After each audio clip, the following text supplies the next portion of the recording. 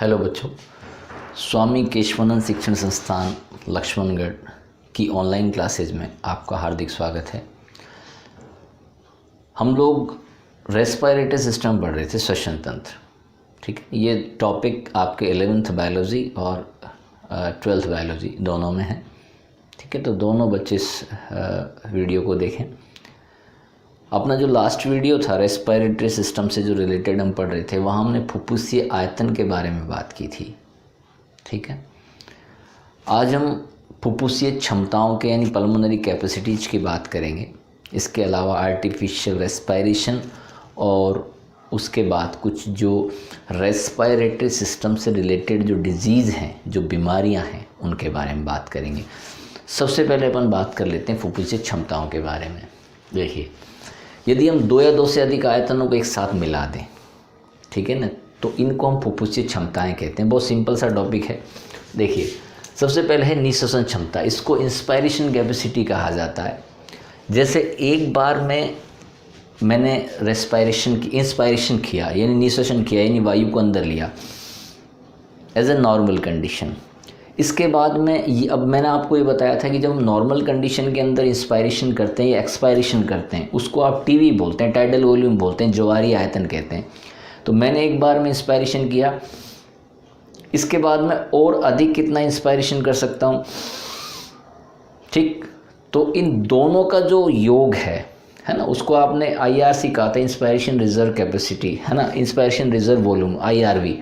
इन दोनों को हम एक साथ मिला दें। आप यहाँ देखिए, टाइडल वॉल्यूम और IRV, inspiration reserve volume. Inspiration reserve volume कौन सा था? एक बार में मैंने नॉर्मल कंडीशन के अंदर निःश्वसन कर लिया। अब इसके बाद में और मैं कितनी वायु अंदर ले सकता हूँ, ये हो जाएगा आपके IRV। दोनों को मिला दें तो इसको हम कहते हैं निःश्वसन क्षमता, इंस्पायरेशन कैपेसिटी। एक बार में आपने जितनी वायु अंदर ली एज ए नॉर्मल कंडीशन, और आप कितनी ले सकते हैं, दोनों को मिला दें हम, तो इसको बोलेंगे निःश्वसन क्षमता या इंस्पायरेशन कैपेसिटी। इसका मान लगभग 3500 ml होता है। ठीक है ना, तो ये टीवी प्लस IRV के योग के बराबर होती है। एक टॉपिक क्लियर हो गया। अब जब ये क्लियर हो गया तो सेकंड बिल्कुल ईजी है। यहाँ देखें आप, उच्चवसन क्षमता, आपने इसको बोला एक्सपायरेशन कैपेसिटी। तो मैंने एक बार एक्सपायरेशन किया, वायु बाहर निकाली, तो ये तो टीवी हो गया, टाइडल वॉल्यूम हो गया। मैं और कितनी बाहर निकाल सकता हूँ, तो वो आपके एक्सपायरेशन रिजर्व वॉल्यूम हो गया, ERV हो गया। दोनों को मिला दें तो आप देखें टीवी प्लस ERV, वही लगभग 3500 ml के आसपास इसका मान होगा। इसको आप बोलेंगे उच्चवसन क्षमता। ठीक है ना, उच्चवसन क्षमता यानी कि एक्सपायरेशन कैपेसिटी। दोनों क्लियर हो गए। ठीक, अब इसके बाद में जो नेक्स्ट है वो है आपके कार्यात्मक अवशिष्ट क्षमता यानी कि फंक्शनल रेजिडुअल कैपेसिटी। एक सामान्य उच्चवसन के बाद वायु की जो मात्रा लंग्स में बचती है, इस सामान्य उच्चवसन के बाद एज ए नॉर्मल जो मैंने एक्सपायरेशन किया, इसके बाद में जो वायु की जो मात्रा है जो लंग्स में बच रही है, ठीक है ना, वो ERV प्लस RV के योग के बराबर होती है। रेजिडुअल वॉल्यूम है ना, ये एक्सपायरेशन रिजर्व वॉल्यूम है ना, दोनों के योग के बराबर इसका मान आएगा लगभग 2300 ml। इसके बाद में नेक्स्ट है आपके वाइटल कैपेसिटी। वाइटल कैपेसिटी फेफड़ों में अधिकतम भरी गई तथा अधिकतम बाहर निकाली गई जो वायु है। एक बार मैं इंस्पायरेशन किया, और कितना भर सकते हैं, प्लस आपने एक बार बाहर कितना निकाला और उसके बाद अधिकतम कितनी बाहर निकाली जा सकती है, इन सबको मिला दें तो इसका मान आएगा लगभग 4600 ml। इसके बाद में एक है लास्ट में आपके कुल लंग कैपेसिटी। अधिकतम प्रयास के बाद फेफड़ों में भरी जा सकने वाली वायु की अधिकतम मात्रा यानी टोटल लंग कैपेसिटी, ये वाइटल कैपेसिटी और आपके रेजिडुअल अवशिष्ट जो वॉल्यूम है, अवशिष्ट आयतन है, उन दोनों के बराबर होगी। इसका मान लगभग 5800 ml होगा। ठीक है, इसके बाद में आप आर्टिफिशियल रेस्पिरेशन पे आ जाइए। एक बहुत छोटा सा सिंपल सा टॉपिक है।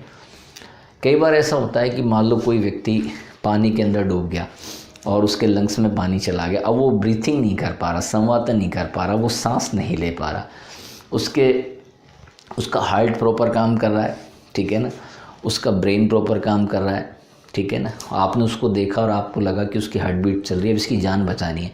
ऐसी कंडीशन के अंदर एक जीवन बचाने के लिए आर्टिफिशियल रेस्पायरेशन किया जाता है, या आप इसको ऐसे कह सकते हैं आर्टिफिशियल रेस्पायरेशन या कृत्रिम श्वसन कराया जाता है। तो ऐसे में क्या है कि जो प्रभावित व्यक्ति है ना, जो स्विमिंग पूल में डूबा है या बाय द वे कहीं पर आग लग गई तो धुएं के अंदर उसका दम घुट गया, लेकिन अभी उसका हार्ट चल रहा है, अभी वो जिंदा है व्यक्ति, लेकिन वो ब्रीथिंग नहीं कर पा रहा। ऐसी स्थिति में क्या करते हैं कि व्यक्ति को सबसे पहले तो सीधा लिटाते हैं, आसपास यदि कोई भीड़ भाड़ जमा है तो उसको भीड़ को हटाते हैं वहाँ से, ताकि वहाँ प्रॉपर ऑक्सीजन आए, ठीक है ना। खुले स्थान पे लिटाया, उसके बाद उसकी गर्दन को थोड़ा सीधा करेंगे। और एक चीज़ ये भी ध्यान रखनी है, उसकी जो जीभ है वो ये देखनी है कि वो गुलेट के ऊपर, ग्लोटिस के ऊपर, यानी कि जो श्वास नलिका का दरवाज़ा है उसके ऊपर तो टिकी हुई नहीं है, है ना, ताकि रेस्पायरेशन का जो मार्ग है वो पूरी तरीके से खुला रहना चाहिए।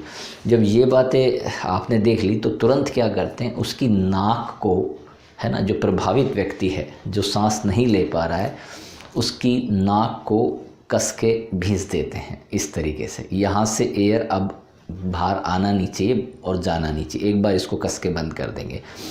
इसके बाद में उस व्यक्ति के मुख पर, जो व्यक्ति उसको आर्टिफिशियल रेस्पायरेशन देगा, वो अपना मुंह इस तरीके से टिकाएगा, इस तरीके से रखेगा कि बीच में कोई स्पेस ना रहे, ठीक है ना, और उसमें प्रेशर से हवा भरेगा अपने मुंह से, अपने मुंह से। जैसे हम बैलून को फुलाते हैं, ऐसे अब आपको उसके लंग्स फुलाने हैं। तो लंग्स किस दरवाजे से, किस छिद्र से उनको वायु देनी है, उन लंग्स को वो देनी है आपको माउथ के द्वारा। माउथ के द्वारा उसको एयर दी। इसको प्रेशर से 10-12 बार करेंगे 1 मिनट में, ठीक है ना। जब एक बार आपने अच्छे से एयर उसके अंदर भरी तो क्या करेंगे, तुरंत उसके बाद में इस जो नॉस्ट्रिल आपने बंद किए थे, जो नाक बंद की थी, इसको खोलेंगे, ठीक। इस प्रोसेस को कई बार दोहराना है, ठीक। तो ये एक प्रकार से ऐसे होता है कि कुछ देर यदि आप इस प्रोसेस को कंटिन्यू करेंगे तो पेशेंट जो है, ये जो प्रभावित व्यक्ति है ना, वो ब्रीथिंग, हो सकता है वो ब्रीथिंग प्रॉपर करने लग जाए। आपने क्या किया, उस व्यक्ति को सीधा लिटाया और उसकी जो जीभ है उसको देखा कि वो जो श्वास नलिका का जो छिद्र है, ग्लोटिस है, उसके ऊपर तो टिकी हुई नहीं है।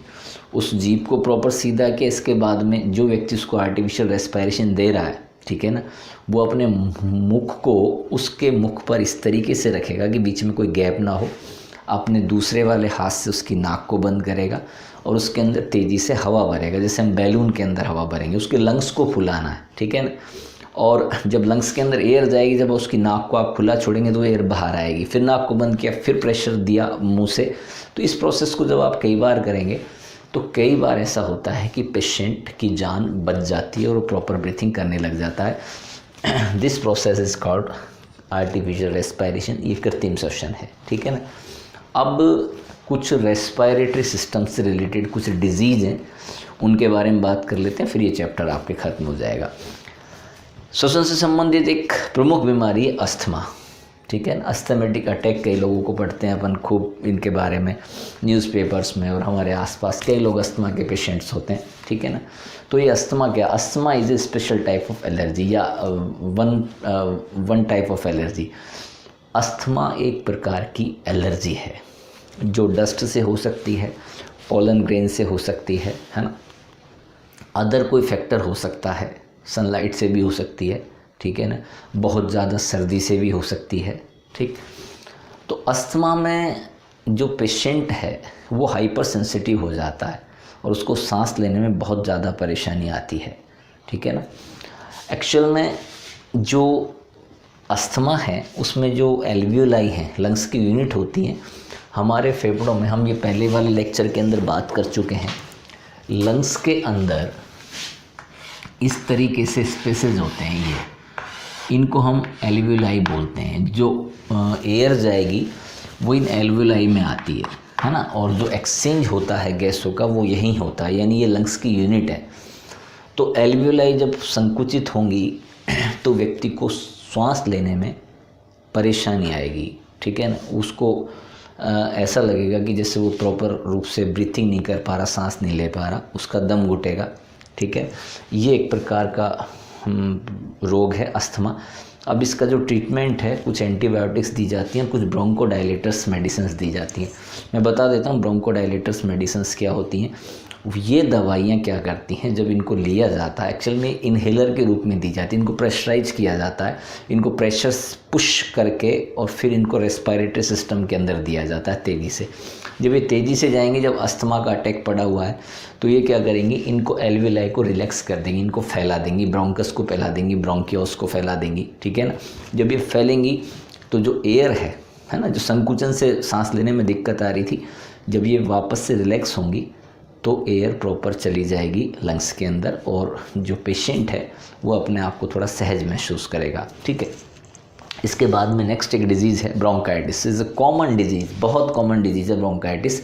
ब्रोंकाइटिस में क्या है कि जो ब्रोंकस है, ब्रोंकस में बता देता हूँ, ये ट्रैकिया है, ट्रैकिया जब लंग्स में जाता है ना, तो ये जो नलिकाएं हैं ये ब्रोंकस हैं, है ना।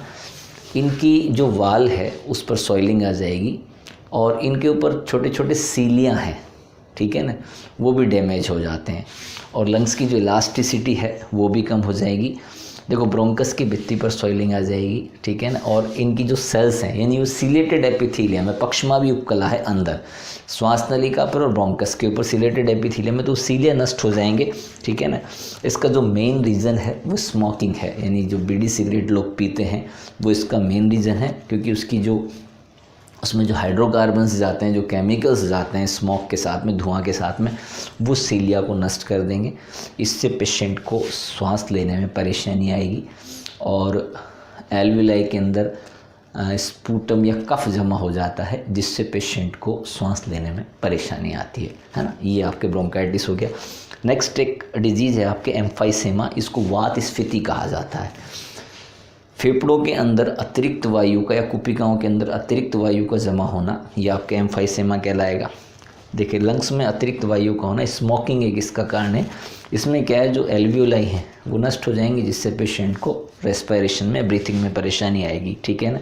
लंग्स की इलास्टिसिटी भी कम हो जाती है। दवाई वही हैं, एंटीबायोटिक्स हैं और ब्रोंको डायलेट कर देती हैं, इनको फैला देती हैं, जिससे सांस लेना थोड़ा सहज हो जाता है। नेक्स्ट है आपके सिलिकोसिस या एस्बेस्टोसिस। जो मज़दूर सिलिका और इनकी एस्बेस्टोस की खानों में काम करते हैं तो दिन भर ऐसे एनवायरनमेंट में रहते हैं जहाँ इनके जो पार्टिकल्स हैं, जो छोटे छोटे कण हैं, वो उस एटमॉस्फेयर में हवा में उड़ते रहते हैं।